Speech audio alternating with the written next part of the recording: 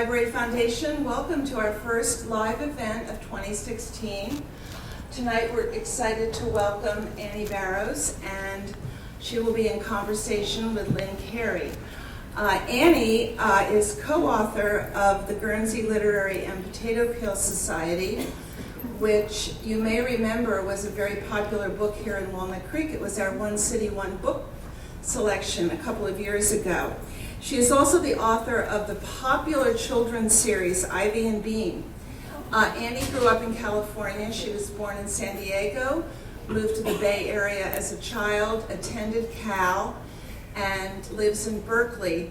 So I'm hoping one of the questions that Lynn will ask her tonight is how her most recent book, The Truth According to Us, moved all the way to West Virginia, the mountains, in the Appalachian Mountains. Lynn Carey is a former Contra Costa Times book editor, and she started, and then sadly it ended when she went abroad, the Contra Costa Times book club, which I know many of us enjoyed for many, many years. Our sponsors tonight are Contra Costa Times and Minuteman Press, and all of you that donate to the Walnut Creek Library Foundation. Lastly, please turn off your cell phones, and let's welcome Annie and Lynn. Annie Barrows, I would love to hear a few pages from your book. All right. Will you do us that honor? Certainly do Thank that, you. and I'll speak very softly, and maybe nothing terrible will happen. Yeah, I'd love to read a little bit of the book, and the part that I like to read is fortuitously right at the beginning. I'll just read a couple of paragraphs. In 1938, the year I was 12, my hometown of Macedonia, West Virginia, celebrated its sesquicentennial, a word I thought had to do with fruit for the longest time. In school, we commemorated the occasion as we commemorated most occasions, with tableaux, one for each of the major events in Macedonia's history. There weren't many, hardly enough to stretch out across 8 grades, but the teachers eked them out as best they could. If it hadn't been for the war between the states, I don't know what they would have done. When Virginia seceded from the Union, Western Virginia got mad and seceded right back into it, all except for 4 little counties, one of them ours, that stuck out their tongues at West Virginia and declared themselves part of the Confederacy. A piece of sass with long consequences in the way of road paving and school desks. Tucked up in a crook between the Potomac and the Shenandoah, Macedonia was a junction for generals and railroads alike, and by the time Lee hung up his sword at Appomattox, the town had changed hands 47 times, 6 of them in one day. Our teachers dearly loved to get up a scene of the townspeople stuffing their Confederate flags up the chimney as the Union troops marched in, and then yanking them back out again as the troops departed. The 4th, 5th, and 6th graders got the war scenes, and the 7th and 8th graders got the short end of the stick, because not a thing happened in Macedonia after 1865, except for the roundhouse blowing up and the American Everlasting Hosiery Company opening its doors. Half the town worked in that company, and the other half wished it did, but there was not much about the American Everlasting Hosiery Company that looked good in a tableau. Sometimes the teachers gave up and killed 2 birds with one stone by making the 7th graders march across the stage waving socks while the 8th graders sang the Star-Spangled Banner behind them. In 1938, though, the 8th grade hit pay dirt because Mrs. Roosevelt drove through town. She stopped at the town square, took a drink from our sulfur spring water fountain, made a face, and drove away. That was plenty for a tableau, except that instead of making a face, the 8th grade Mrs. Roosevelt said, "The people of Macedonia are lucky to receive the benefits of healthful mineral water." My sister, Bird, and I laughed so hard we got sent out into the hall. Once the curtain had clunked down on our tableau and we had been herded back to our classrooms, I supposed that Macedonia's sesquicentennial festivities were concluded. Hadn't we just covered 150 years of history in 23 minutes flat? We had. But not a week later came the Decoration Day parade, and that, I realized later, was the real beginning of the sesquicentennial. Later still, I realized that everything began that day. Everything that was to heave itself free of its foundations over the course of the summer began to rattle lightly on the morning of the parade. That was when I first heard of Layla Beck, when I began to wonder about my father, and when I noticed I was being lied to and decided to leave my childhood behind. I have since wondered, of course, how my life and my father's and my Aunt Jotty's too would have been different if I had decided to stay at home that morning. This is what's called the enigma of history, and it can drive you out of your mind if you let it.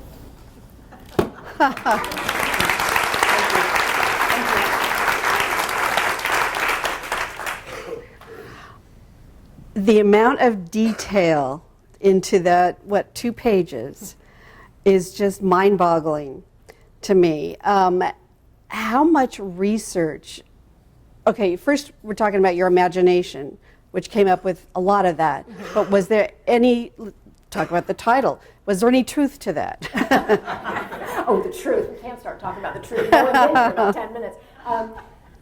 There is truth. I mean, there is so much research, as you say, that went into those paragraphs, and it was every single minute of it was completely glorious, and I could have gone on for a lot longer because once I get started on research, it's the treasure. It's so much fun. It's really why I get up in the morning is because I get to, for my job, look at pictures of hometown parades in 1938. I get to research things like the town of Martinsburg, which did change hands 8 times in one day in the middle of the Civil War. So all of these things are derived from somewhere: the American Everlasting Hosiery Company, the tableaus, the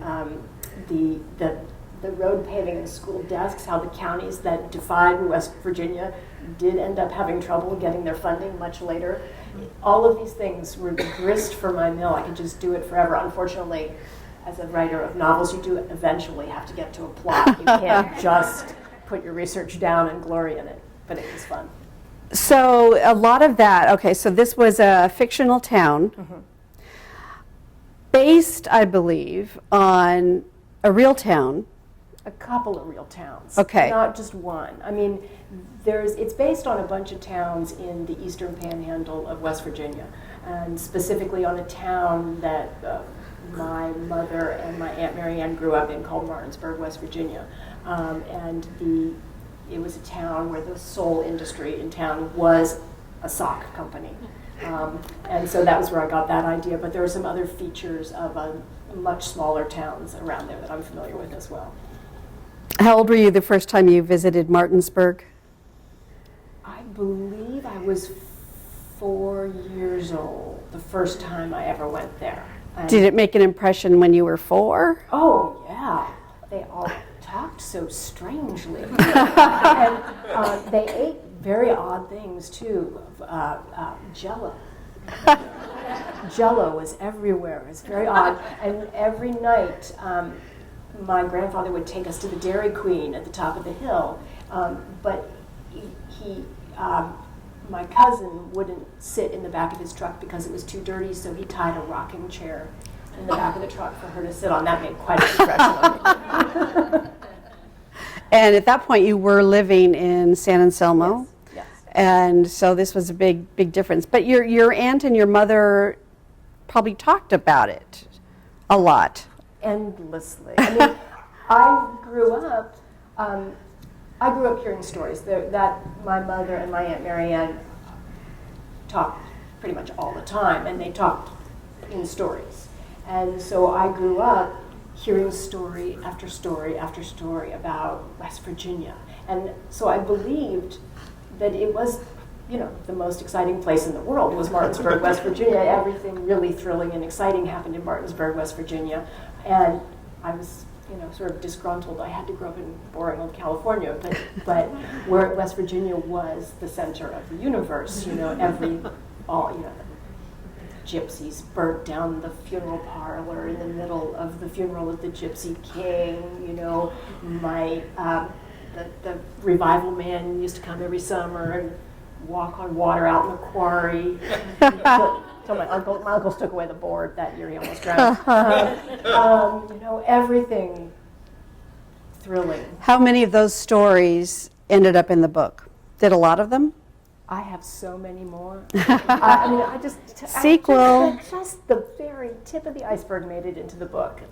But there are. I remember the story that you told me about being knocked over by the bicyclist on the way to pick up. Yeah, Layla. Mm-hmm. That was a true story. Yes, that's a true story. There's it's a famous family tale.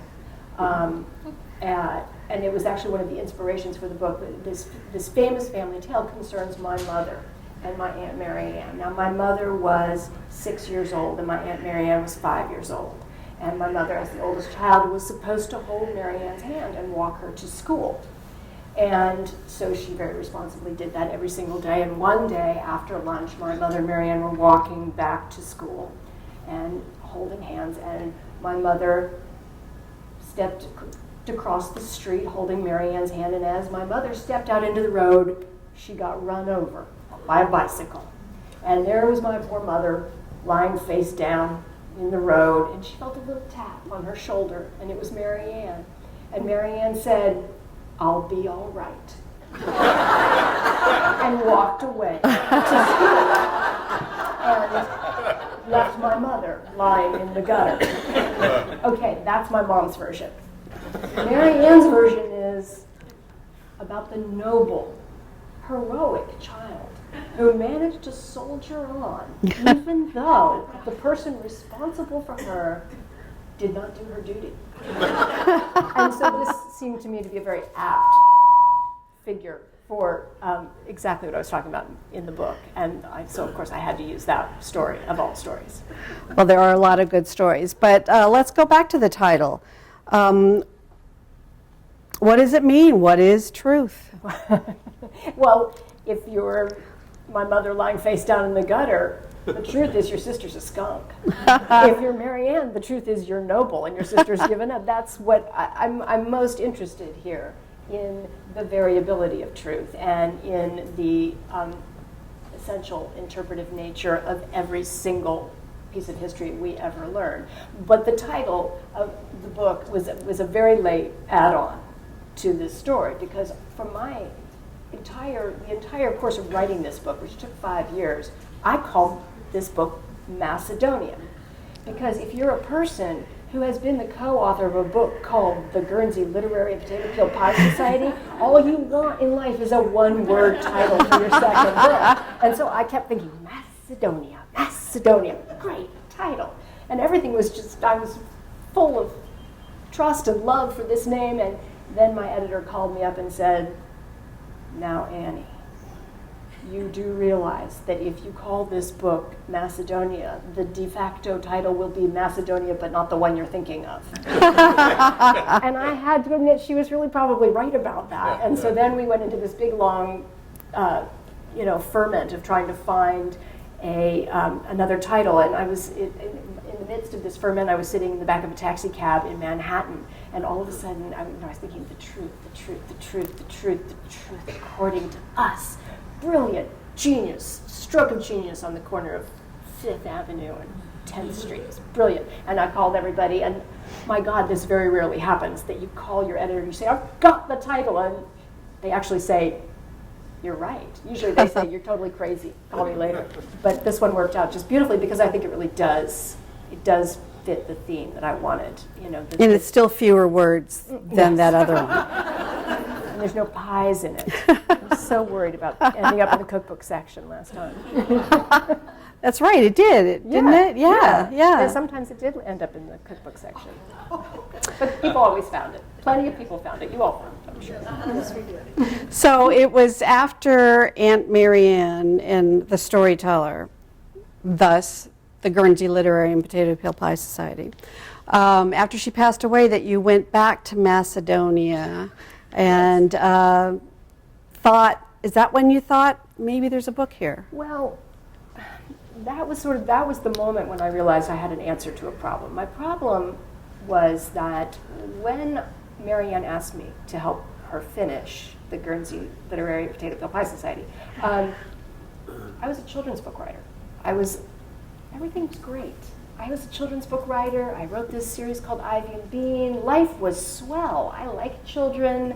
I spent all my time with children. I really had nothing to say to grown-ups. I actually do think that 7 years old is the pinnacle of life, and everything goes downhill afterward. I was in perfect, I had everything all squared away. And then Marianne said, "Can you help me?" And I said, "Yes, of course." And then I finished the Guernsey literary book for her, and then she passed away before the book was published, and which is horrible. And She saw the one copy, the Norwegian copy. Dutch copy. Dutch, yep. What is this book? How do you write this book? No, it's Dutch. It's okay.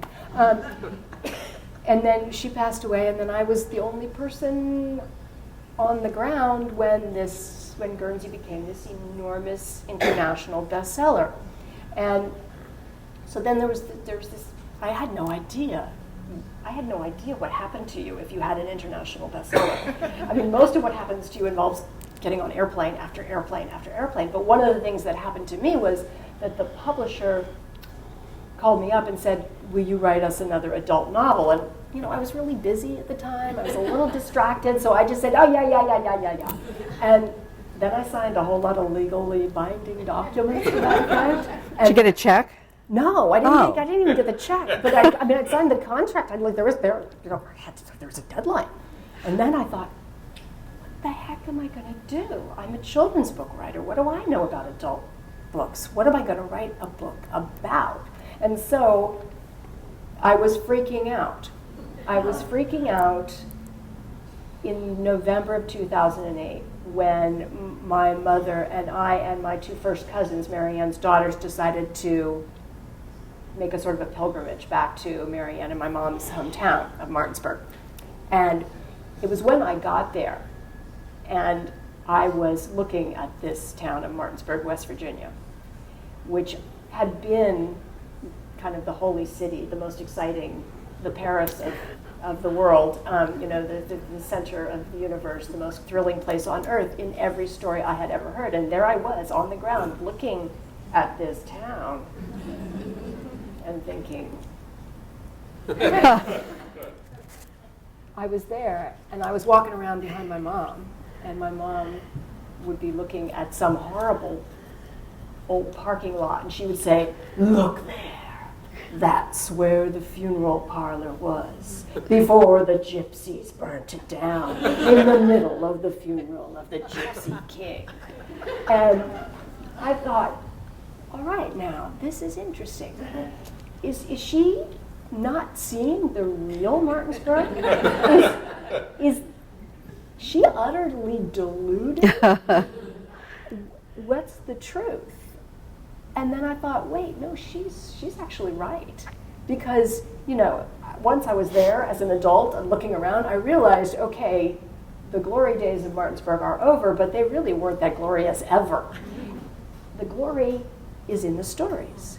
The glory is in the telling. That's what stories do. They make a landscape, they make a world, all of that, but what they really do is make a past. And I thought, this is so fascinating. This is the most fascinating thing in the world, is how we create stories about ourselves and they become the past and the truth in a certain way. So I thought, eureka, I found it. This is what I want to write about. And that was the beginning of The Truth According to Us.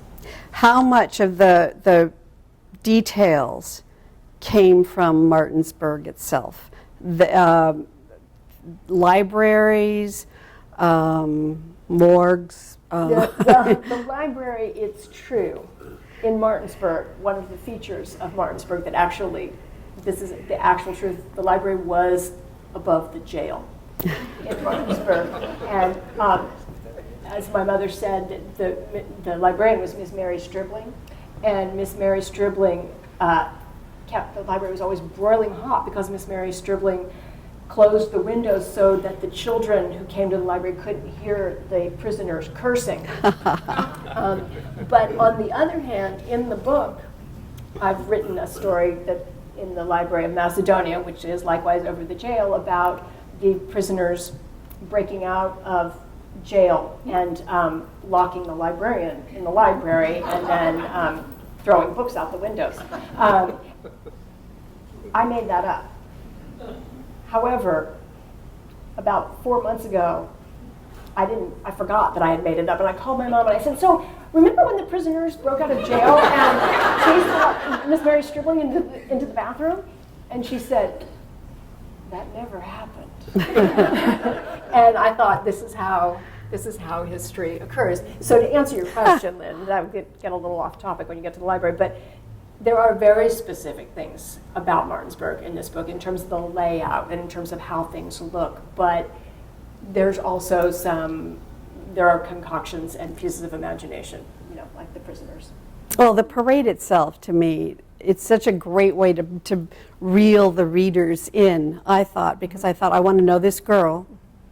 And was she based on your mom or your aunt? No? I made her. Yes, I mean, in that some things that she saw and experienced were also things that happened to my mom and my Marianne and various other people I know, but no, not specifically. So when you come up with characters, they truly are absolute figments of your imagination. Because most authors will say that they're based on somebody they know. I feel as though there are inspirations, but they're not, to me characters are cakes. I take a piece here, I take another piece here, I get an ingredient here, I have a characteristic.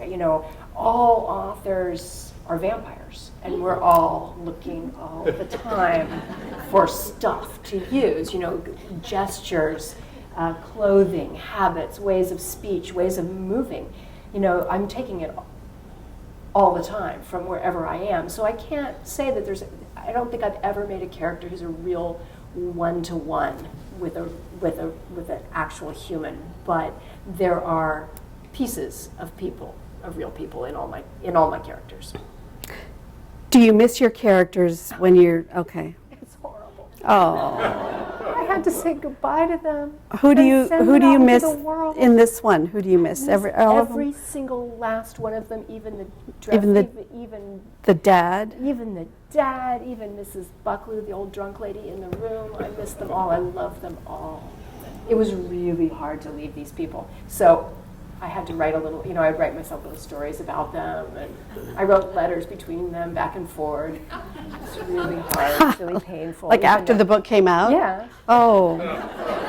They're my friends. So it's like you're just like J.K. Rowling, who just keeps going one way or another. I lived with these people. They're my best imaginary friends. But honestly, if you're a writer, you spend an awful lot of time alone in a room. I spent 5 years alone with these people. I really like them. Do they talk back to you in your imagination? They better not. They do sometimes. Wicked characters, they do. What about Guernsey? Do they still come back to you? They do, although those characters, I feel that those people are Marianne's people more than they're my people. Mm-hmm. And although there's one or two characters that I think I can, I had a major contribution to, when I read those characters, I think more of Marianne. And some of those people were actual people. And when I read the manuscript for the first time, I thought, oh, there's Anna May. So they're more actual to me, but they're not so personal.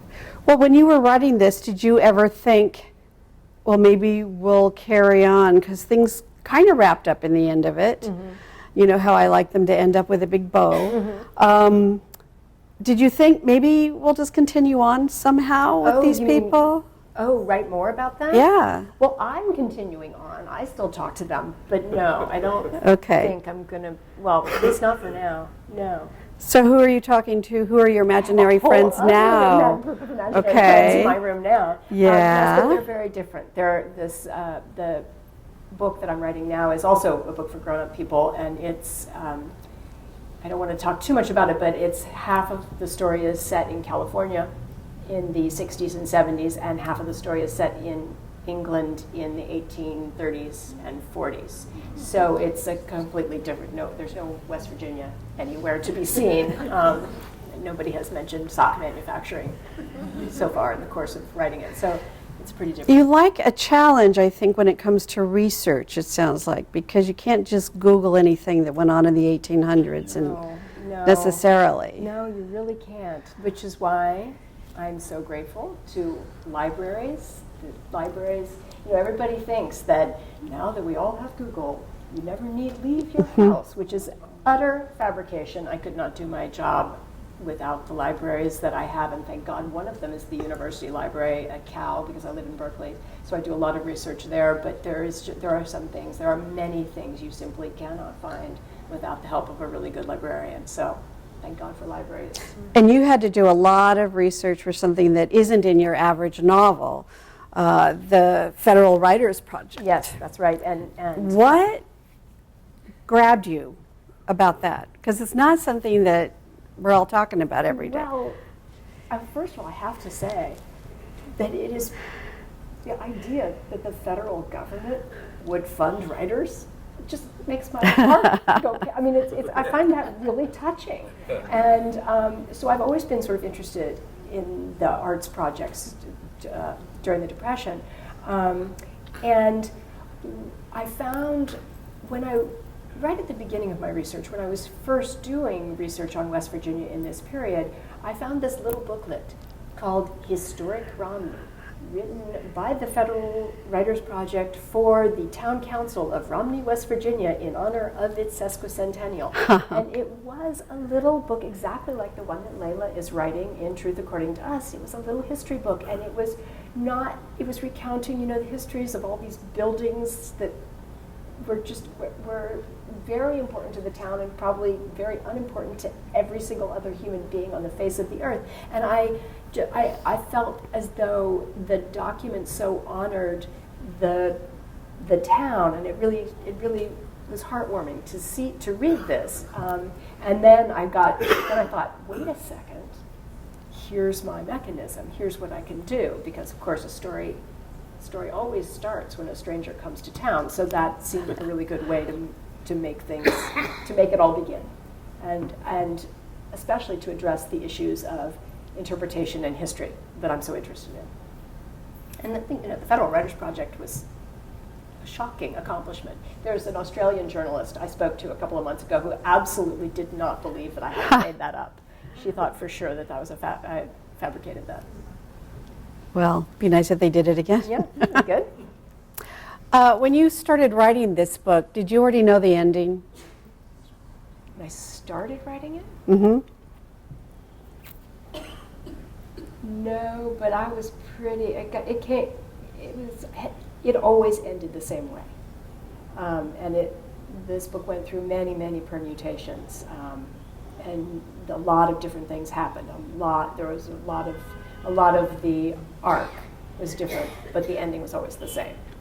So I'm just trying to picture, because maybe a lot of people in this room have sat down and tried to write a novel. Were you sitting down and you start to write those words? Mm-hmm. You said that those were pretty much untouched. They were there from the very beginning. That's amazing. Yeah, the very beginning and the very ending are the same. So that was, and when you started writing those words, you knew what the last words were going to be. Maybe not the very last words, but pretty close. That's cool. Yeah, a lot happened in the middle. The stack of manuscripts. The stack of manuscripts in my office. Did I show you that? Yes. Yeah, it's 57 inches high. I'm only 62 inches high, and so if it falls on me, it's going to be kind of tragic. But it took a lot of rewriting. I mean, Does that frustrate you? Well, it should have, but it didn't. I mean, I had never written a whole novel myself before, and I'm one of those euphoric writers. I just sort of was so happy to write. I just loved my people so much. I wanted to just talk about every single thing that had ever happened to them, and every single thing they had ever thought, and everything they passed on the street, and everything they had ever experienced. And there's about that much of that stack of manuscripts is that. And then I turned it into my editor, and she said, Annie, there's no plot in this book. And so that was, most of the rewriting was fixing that little problem. Well, the plot, all of the intrigue, all of the lies, everything, it ended up working. What surprised you the most when you were doing all the research for this? Was there something that just really, really surprised you? Well, other than the Jell-O salad. Jell-O salad was really surprising with cheese. Oh, yeah. Come on, how many of us have had that from our aunts? Oh, my yeah. God. I Yeah. couldn't believe it. I couldn't believe it. Oh, no. Cheddar. Cheddar. Cheddar. With pimentos and possibly celery. Yeah. Those were dark culinary days. I wonder if there was a depression. It was, to me, it was fascinating because, as I was a history major, I lived with a history teacher. I felt like I had a pretty good idea about what 1938 was about. I picked this year, 1938, and I felt like, okay, I've kind of got the story of 38. It's all And about... you picked it because you did not want to get into the whole Poland, oops, is invaded. You didn't want to... Well, I picked it because, I picked it for a bunch of different reasons, but partly because I only had a couple of years where the Federal Writers Project was really flourishing. Okay. That was one of my criteria, and I had from 37 to 39. It had to be one of those years. And so I just sort of did my really cool math technique, and I split the difference, and I got 38. That was really why I picked 38. But, once so I need to do research on 38, and I thought, okay, the story is that the world is heading towards World War II. Obviously, that's what's happening in 38. But when I started doing the research, really reading what Americans were reading and trying to absorb the culture as Americans of 1938 saw the times, I began to realize that my sense that the story of 38 is leading to World War II, that's wrong, because the inevitability wasn't there yet. And so it's not that the average American certainly knew that Europe was heading for a war. But it was 50-50 as to whether the United States would be in it. And to me, this is such a part of my understanding of the country that I live in, that it was fascinating to me to immerse myself in my country when this event had not happened and when it might not have happened. And so, just to see that it wasn't a done deal, this was really interesting to me. And the preoccupations of the time, the trying to find out what the average person sitting at home was thinking about, what their cultural valence was, how they viewed things as simple as clothing, and what were the connotations of.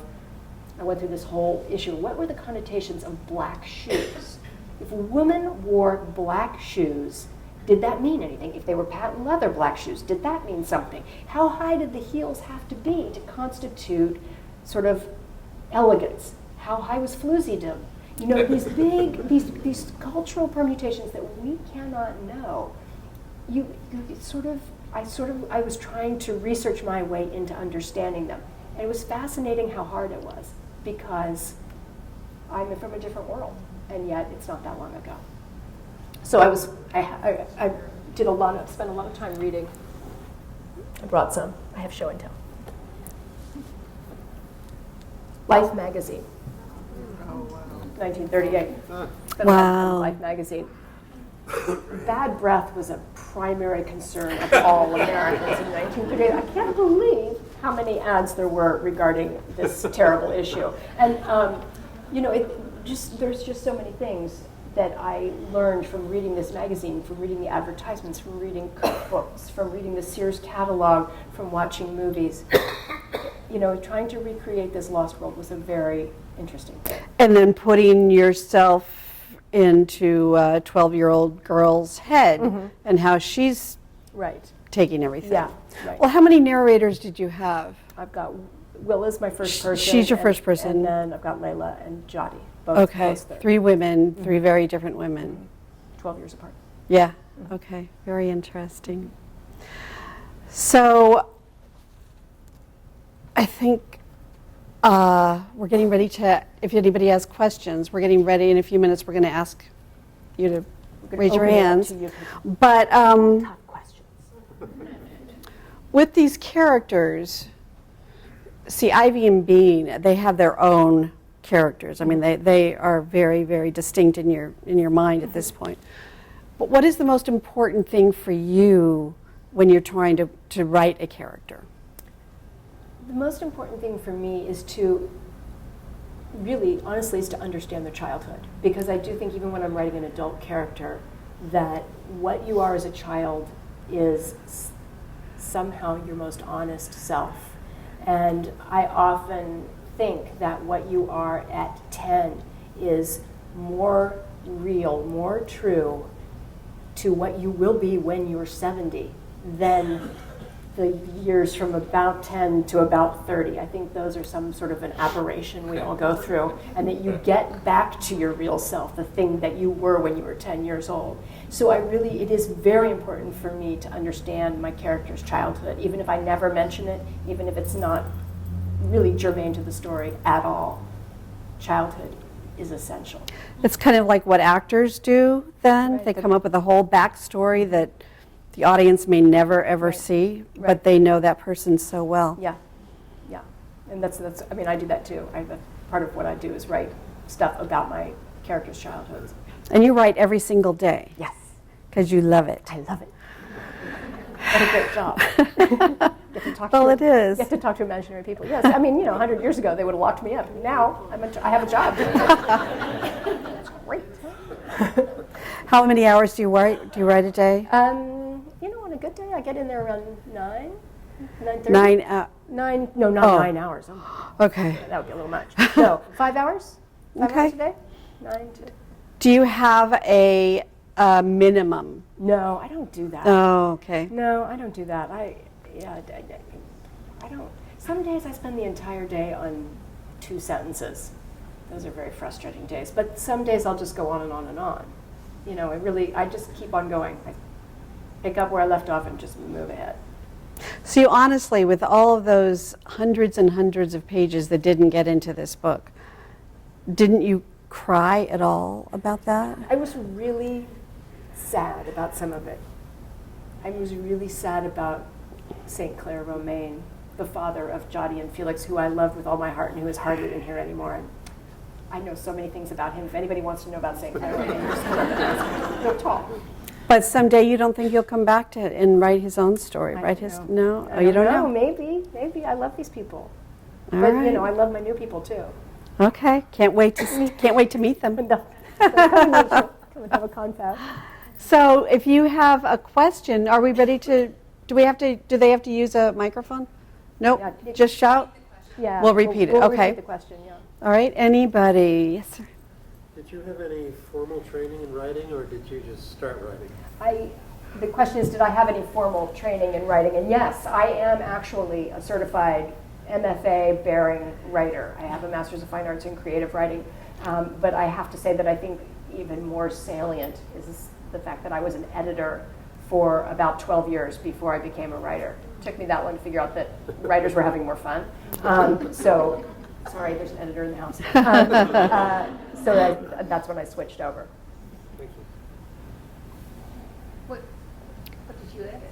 What did I edit? I was an editor, I was in the salt mines of textbook editing, and I was an editor at an art magazine, which is a very discombobulating experience because it doesn't matter if it makes any sense. Then I became an editor at Chronicle Books, which is a publishing company in the city. It was sort of hard to describe the kinds of books I acquired. One of my bosses once referred to my list as the books that nobody in their right mind would ever acquire, but he was proven wrong on several occasions. I did a lot of text art combinations for adults, and probably the only book that I was ever the editor of that anybody has heard of was Griffin and Sabine. I don't know if you're familiar Oh, with that yeah. book. Yeah. Which was letters. Yes, it was letters. It's the epistolary theme. But it was a combination of it was a novel written in letters that was illustrated. So that was the kind of thing I was interested in. Yes, ma'am. The letter part from the first book, which we're in, I found that real interesting how it was all the letters. But in this book, you used that again. Yes. And I wanted to just hear why. Well, I was, when I inherited Guernsey, it was all in the epistolary format. That was Marianne's choice. And, when I asked her why she had made that choice, she said, well, I thought it would be easier, which I thought was a very funny way to put it. But it was brilliant because she was faced with the task of conveying a whole lot of information about the occupation of the Channel Islands. And using the epistolary form, she could download an enormous amount of information and give many people many different experiences because she had so many voices to use. She had 26 different first-person narrators because she used the epistolary form. And when I realized what an efficient system the epistolary form is, it's so beautiful because you can convey all sorts of information because the actual purpose of a letter is to convey information. You're supposed to be doing it. It fits with the form. And you get the energy of the first-person voice, which cannot be beat for conveying characters. So it's incredibly compact and efficient. I couldn't resist using it again in Truth According to Us because you get so much bang for your buck. To me, the huge downside of the form is no dialogue. You really have to contort yourself to include dialogue in a letter. So I couldn't see writing a whole book in that form again. But I also, now that my eyes have been opened to its value, I really do think it's a form I can't give up very easily. Good. So what did your mom think of the book, and did she have a favorite character? My mom calls it this family history you call a novel. That was number one. And then she was quite disturbed that some people in her hometown would read it. And then she was very worried. She doesn't like it when I call Martinsburg bleak, when I talk about how I've been there. And so she said, it's just rude to call it bleak, and I'm not allowed to call it bleak. And so I go through this, when my mother's in the audience, and I'm giving a talk, and I'm describing my journey to Martinsburg, I say, now I would never call this town bleak. I think she's very happy to have some of these stories, especially the story of her, tragic being run over by the bicycle, recorded. And I think she feels quite a personal investment in the book as a whole. Yes? Will you write some more Ivy and Bean stories? Ooh, the tough question. Will I write some more Ivy and Bean stories? It's a lot easier to say this in front of an audience that's not 7. I don't know. When I say it in front of an audience that's 7, they get mad at me. They yell at me. But I don't know. I thought that I was done with 10, but I do miss those girls. I really enjoy writing about those kids. And I will not stop writing for children. I do intend to keep writing for children. I'm just not sure if it's going to be Ivy and Bean. Is there a difference in the way you approach writing a book when you're doing it for children as opposed to adults? The question is it different? Is my approach different when I'm writing for children than it is when I write for adults? And completely different. The difficulty in writing for children takes place before you begin because it's about your head. You're writing for somebody you aren't. I was a kid, but I'm not a kid anymore. So the contortions I have to go through to get my head to work for children, to be in that children's mode, to see the world through their eyes, which I never succeed in doing. I don't fool myself that I am succeeding, but that is my attempt. That is so hard. Whereas writing for adults, I know those people. I am one. And so the real difficulty is in the writing, is in making the sentences work, pulling everything together, working with the complexity of the writing itself. So you see, the difficulties lie in entirely different realms. I mean, it's a whole different procedure. And as I was talking to some people at dinner, to Lynn and some other people at dinner, and saying the thing about when you're writing for children is you know the ending before you begin because you don't have very much space, which and I felt like when I was writing for adults for the first time, well, that should be the big perk. You don't have to know anything. So that's why I just sort of began and ran away wildly doing whatever I wanted for quite some time. Ran amok, as some might say. So it's a very, very different experience, and I cannot do them on the same day either. I have to divide them up. My brain shorts out if I try to write for children and grown-ups on the same day. Tell us how you came to develop Layla, the one character that's not a West Virginian, and that she's on relief, but she doesn't really need to be because of her family. How did that character come into your head? Well, Layla. The question is, where does Layla come from? I mean, Layla is my innocent in a way. I mean, Layla has a very I guess naive is the word I really want, a very naive view about what history is and what her own position is in the world. And so she believes that if she's told to go write a history of a town, it's a boring little town, it shouldn't take any time at all, that she'll be able to write the story down and it will be done.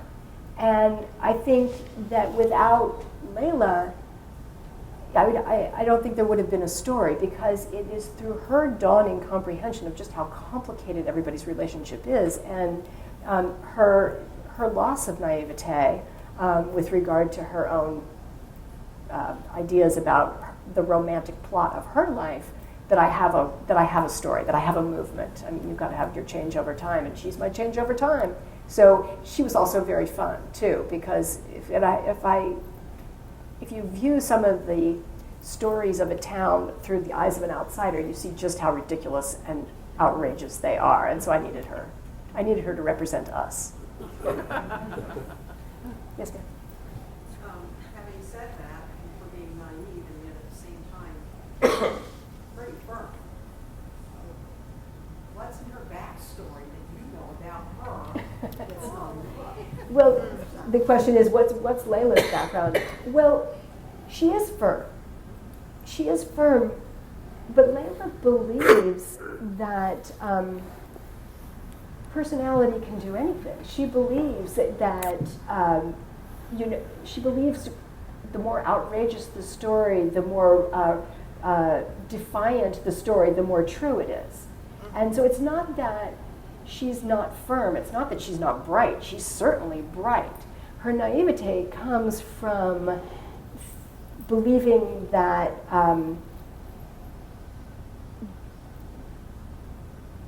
that the quiet is dull instead of being well earned sometimes. So I think her backstory, I think you get a lot of her backstory. I mean, she's smart enough to realize that her father wanted her to behave a certain way, to behave like an ornament to society. So she did that until it turned out that he wanted her to get married to this idiot.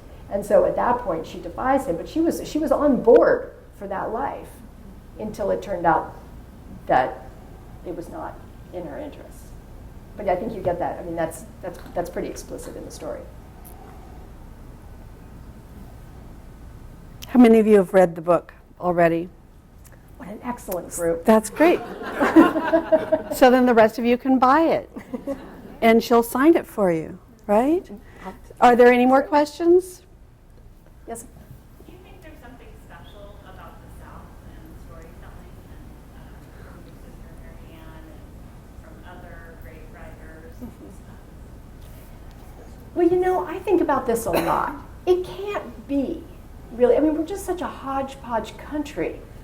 I don't see how it's possible that people of the South would have would have this tradition of storytelling, and that people of New England, I don't see why that should be, why the people of New England don't and the people of the South do, except the more I think about it, the more I think it has to do with heat and porches. I think it's all about porches and heat.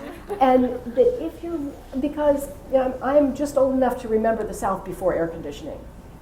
And really, you can't stay inside. And really, there's nothing to do. You have to talk. That's all there is to do. And so I think that probably that's the tradition is pretty much based on those two circumstances. It can't be that one group of people is actually intrinsically, genetically a better group of storytellers than another group in this country. It's got to be porches and heat. Last questions? Oh. Can we go back to the literary society book? Oh yes, by all means, sure. I somehow thought that your aunt actually lived through the war on Guernsey. She didn't? Oh, my aunt lived in Martinsburg, West Virginia. So where did that idea come from? Okay, this is a good story. This is one of the really good Mary Ann stories. I'm going to make this brief because we're almost at the end of our time here. Now, okay, Mary Ann she didn't just sit on the porch and talk. She also was a writer all her life, all my life. She was a writer, but she never finished anything. And in about 1980, she was working on a book. She was working on a biography of the wife of Captain Scott, Robert Falcon Scott, the polar explorer. She loved Captain Scott. But there are a lot of biographies on him. There weren't any biographies on his wife, so she was writing a biography of Lady Kathleen Scott. And she had been doing research for several years, and finally in 1980, she got permission from the estate of Lady Kathleen Scott to go and read the family papers in Cambridge, England. This was very big doings.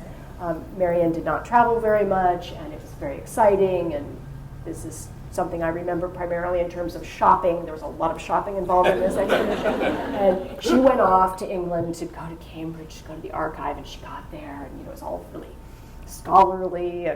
And they came out with the boxes of papers, and Mary Ann was sitting at her desk in the library, and she opened up the box of papers, and she withdrew the first of Lady Kathleen Scott's papers. Laundry list. She withdrew the second of Lady Kathleen's papers. Grocery list. And this went on for 3 days. It was all grocery lists and laundry lists and letters complaining about the servants. And at the end of the 3 days, Mary Ann decided that she hated Lady Kathleen Scott. In fact, she'd always hated her, and the woman did not deserve a biography. And so, there she was in England. She to heck with Lady Kathleen. She wasn't going to work on that project anymore. But who would come home? So instead of coming home, she flew to Guernsey. We don't know why. None of us have any idea what she intended to do. But she must have intended something, because you really got to want to go to Guernsey to get to Guernsey. She flew to Guernsey. The plane landed. And the second the plane landed, this is the Mary Ann part, a terrible fog boiled out of the sea, enshrouding the island in gloom. The airport shut down. The ferry service shut down. The taxis rattled away, leaving Mary Ann alone in the men's restroom, huddling under the hand dryer to stay warm. For 36 hours, Mary Ann huddled under the hand dryer. But every once in a while, she took a break and went out to get some reading material at the Guernsey Airport bookstore. And apparently, the books at the Guernsey Airport bookstore at that time were all first-hand accounts of the occupation of the island by the Nazis during the Second World War. Mary Ann, being an American, had never heard of this before, but it was fascinating. The more she read, the more fascinated she grew. So after 36 hours, when the fog lifted, Marianne took the first flight out. She never saw a thing on that island, but she left with a stack of those books under her arm, which she was always, it was very important for her to point out that she paid for those books. She did not steal them. And she left with these books, and that was the beginning of 20 years of research. That was in 1980. She did not begin writing that book until the year 2000, when she retired. And between those two times, she researched everything she could possibly find about the occupation, but also about the war and resistance movements, and throughout Europe, not just on the islands. But she became quite an expert on this. But she started out just the way all of us started out, thinking, Nazis, Guernsey, what? But it was her strange flight. We don't know what she was doing. There was talk of a movie for that. There still is talk of a movie. So it's just talk still. Well, yeah, I continue. The movie was optioned before the book was even published. Right.